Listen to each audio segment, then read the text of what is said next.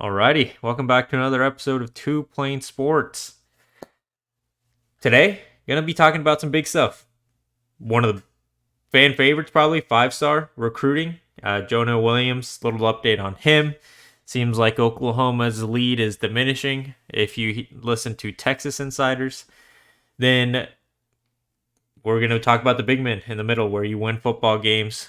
Two big updates on offensive linemen, one in the 2025 class and one in the 2024 class, which is strange to say because that recruiting class is over. But before we get into it, make sure to hit the like, comment, subscribe. Make sure to turn on the notification bell. If you prefer audio, Spotify and Apple Podcasts, check us out there. All right, so let's start with a 5-star offensive lineman in the 2025 class, Michael Fasusi, will be visiting Oklahoma on April 25th. This is one where Oklahoma's been in the mix of it for a long time now. Currently is a Texas lean, according to two crystal balls from 24/7. Brandon, what do you think about where Oklahoma sits here? Is Texas becoming the far and away favorite? I think Texas is still the favorite, but without getting too deep into it, it looked like for a long time Oklahoma was the favorite for Jonah Williams, that we're going to talk about later. And as you mentioned, it's kind of seeming to shift a little bit. I'm not saying Oklahoma's out of it, but it's not not as great as it once was early in that process. So stuff changes here for people of their caliber, of these 5-stars that everybody in the country wants. So it's awesome. It's awesome that he's coming to campus April 25th. Maybe we can, because I do think he's a Texas lean, but anything can happen here. I think Bill Bedenbaugh's great. I think that these visits always seem to go well for really anybody who comes on campus. So it's far from over. Hopefully Oklahoma can pitch can make a great pitch. He has a great visit. He enjoys his time in Norman, and we can start to shift the tide in favor of us here, because it's looking like Jonah Williams might be doing the opposite at the moment, but we'll see. Yeah, and with Fasusi, it seems like he's had a really busy spring so far. He's taken visits to A&M. I think he was just in in Austin last week. So he's visiting. He's taking on officials, and he's got officials lined up already. He is scheduled to be at Oklahoma on the 14th of June. Currently, his 3 officials are A&M on the 6th, Oklahoma on the 14th, and Texas on the 21st. So, and those are all in June. Busy June for him, but that's kind of when recruiting really starts to heat up, where you see a lot more commitments. And one where, looking at his schedule, you would think that lean to Texas is still going to be there unless something gets rescheduled. And who knows, because those are also probably the days for the big recruiting events for all 3 of those schools. So the April 25th date, is that not a thing? Did I make that up? No, the April 25th date is an unofficial visit. Okay, so yeah, that's still good. It would have been cooler on the April 25th visit if we could have got him on campus just a week before, because I think being a part of that spring game experience would have been pretty cool, but you take what you get. Yeah, and like you said earlier, things with 5-stars are always going to be changing. 3 months ago, Oklahoma was a favorite for both of them, and now, or for 2 5-stars, and now it seems to be going away from Oklahoma. June and July is where Oklahoma shines, though. So, moving on to the next 5-star of the 2025 class. We've mentioned him now a couple times. Jonah Williams, safety / linebacker out of Galveston, Texas. Oklahoma was the heavy favorite, and if you listen to crystal balls and take crystal balls super seriously a couple months back, it seemed like it was gonna be Oklahoma's race to lose, and it wasn't even a close one. Usain Bolt like. It's not. No one's ever going to be close. But now we're sitting in mid-April, and reports are starting to come out from Texas insiders that Texas has made a pretty big dent in that lead for the highly coveted safety. Brandon, Texas is a thorn on our side, but that's always been the case, especially with big-time recruiting battles like these. Yeah, they're always there. They're always just a pain in the ass. And he is coming off a recent visit there, so hopefully it's just, some sort of post-visit high and stuff. He's going to Ohio State next week, so it'll be interesting to see if after that Columbus visit, if, we're starting to see reports that he's loving his time at Ohio State and all that stuff and all this stuff, because you never know with these kids. I mean, when 4 or 5 crystal balls, it seemed, that came out so fast for us for in favor of Oklahoma, those come out for a reason. They're hearing something. He's enjoying his time at Oklahoma. That it's not just made up stuff. I think at one point, or he could still be a huge OU lean, and they're doing all this, smoke screens type stuff. For whatever reason, these kids like to be super, super secretive sometimes. And I think what also plays really, really well to Oklahoma is Jonah Williams is a baseball player. He's a really good baseball player too. And Oklahoma has shown with multiple kids now that they know how to operate that process between playing football and baseball. I'm sure Texas may have done, I don't know, but it's something that is talked about a lot at OU, is how they can really balance that schedule. It helped us land Luke Nesta, the linebacker out of North Carolina. He mentioned that hearing OU talk about football and baseball is one of the things that really sold him over, and obviously the track record of proving to do it. So I still think that bodes well for Oklahoma. I think at the moment, yeah, he's coming off a Texas visit. It's looking really good for Texas from everything you're seeing online. But, if we can get him back on campus sometime before he actually makes that commitment date, I don't think Oklahoma's out of this race by any means. It would have been cool to see a commitment coming after all those crystal balls came flying in and kind of put this to rest. But, if he was interested in seeing other campuses and stuff, all the power to him. He can do all these visits that he wants, but hopefully Oklahoma does land him. It's better to do it now on these visits than commit, get us all excited, then decommit, and then go on these visits. So do your process, and hopefully Oklahoma gets back into it. I still think that they're very much in the race here.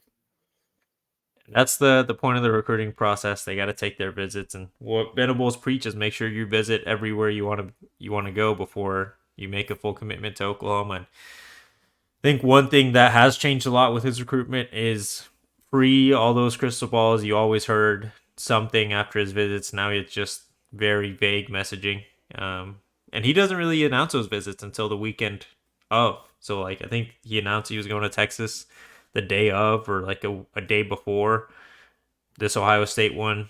He just brought it up on his Twitter yesterday, I think. So who knows? Maybe Oklahoma's able to get him there for the spring game. It is just we're not very far, a week away from it. So that would be there next weekend. That'd be huge. Especially, I don't know, it'd be fun to look up the OU baseball schedule real quick. Because if they have a home game, that same weekend, it'd be cool to get them to both events there. I think that could help too. I'm just going to look it up real quick. And that's a great point, because as you mentioned earlier, big time baseball prospect as well. So if he can watch the spring game and then pop over the day before or later that afternoon to watch OU baseball, that'd be the ideal weekend. Yeah, my computer's not loading, but that'd be cool. Is the idea? We'll see. Maybe someone in the comment section will know. We'll look it up after, but I'm sure someone will know that's watching this.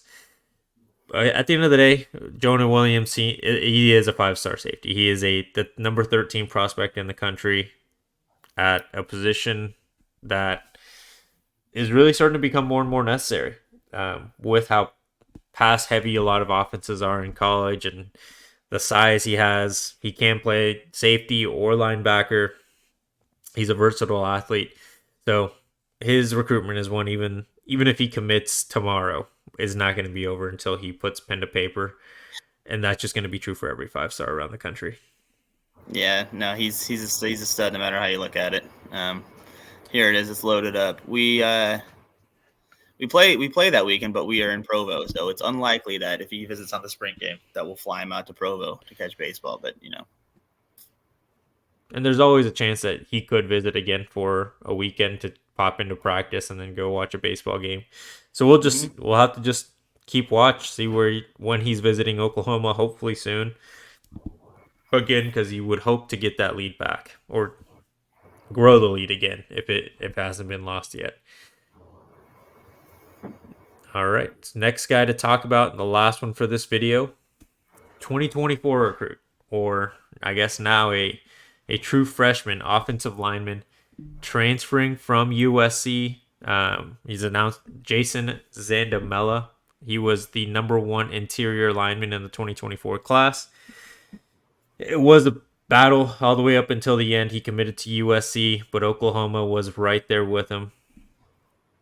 OU is now in a position where they need offensive linemen. They need more depth at that offensive line spot, especially the interior. And looking back to just a few months ago, you could say that Oklahoma might be perceived as the leader here for Jason's services. Yeah, this one's interesting, man. To enter the portal there without ever, playing at Southern Cal is kind of crazy. I think it's awesome. I think it's cool. He's wanting to get out of USC. I think that shows a lot on his part. But he's a cool kid too. Spent most of his childhood in Mozambique. He's a rugby player. He's relatively new to the game of football, but you mentioned number one interior offensive lineman in the class of 2024. Really, really cool to see him in the portal for us. Obviously, it sucks for USC, but I mean, yeah, it'd be awesome if he still has that interest in Oklahoma. Obviously, you would think he would, because it did come down to Oklahoma USC, and he's just in the portal now. So you would think that the interest is still there. I'm sure Bill B will reach out if he hasn't already when the time is right. Try to get him back on campus. Try to resell him, if you will. But that would be a huge swing, and especially when you had a really, really great interior offensive lineman, or a guy that can really play anywhere in Caden Green, and he flipped on us after one season. It'd be cool to get a really, really good player back. Yeah, and the spring portal does open here in the next few days. On April 15th is when it officially opens, so expect to see a lot of those announcements. Hopefully none from Oklahoma, but can't always be realistic with the transfer portal and NIL nowadays.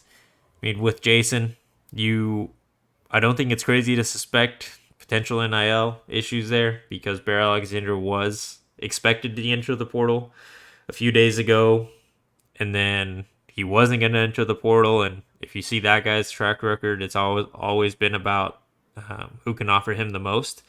And that's completely within his right, but he almost left, and they were able to keep him. It's hard to believe that him and his camp or his team, whoever, had a change of heart. Now they're chasing rings and not money. But if it wasn't an NIL issue, then that might also affect how hard Oklahoma goes after him, because we know OU isn't gonna. They're gonna pay up what they need to, but they're also not gonna make that the priority when it comes to recruiting a kid. Yeah. And they can keep Bear Alexander if we get Jason Zandamela. I agree. Totally agree. All right. Well, that is it for today's video. Brandon, end of video challenge. Yeah. So it's Masters week. We are recording here Thursday, April 11th. You guys will see it on Friday. Fun first round of the Masters. I think Bryson DeChambeau's in the lead right now, 7 under. Really had a hell of a first round.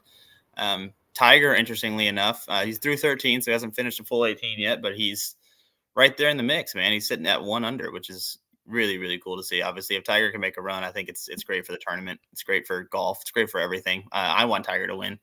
But so it's Masters week. Drop your I guess we'll do both. Who's going to win the tournament, and who do you want to win the tournament? I think Scheffler is probably the guy that wins the tournament, but we'll see. He played really well today too. He played really, really well. Good. He's in second, isn't he? Yep. Yeah. We'll see if Bryson can keep it up. I didn't think he stayed at through under for like 12 holes, and then he caught fire there at the end of his round. It was one of those days too where I watched most of the first round today, but like even his shots that weren't great ended up being good, or he got lucky, because like I think on 13 or 14 he ended up birdieing, but his tee shot was looking like it was going to be bad. It hit a tree and came down like almost right in the fairway. So it's just one of those days for him where it seemed like everything was working. And obviously he's 7 under. So sometimes the golf gods are in your corner. We'll see if he can keep it up. All right. Well, make sure to go into the comment section. Let us know what you think about Masters. Who's going to win versus who you want to win. Like, comment, subscribe. Let us know what you think about all these recruits, and if Oklahoma has a legitimate shot of landing them.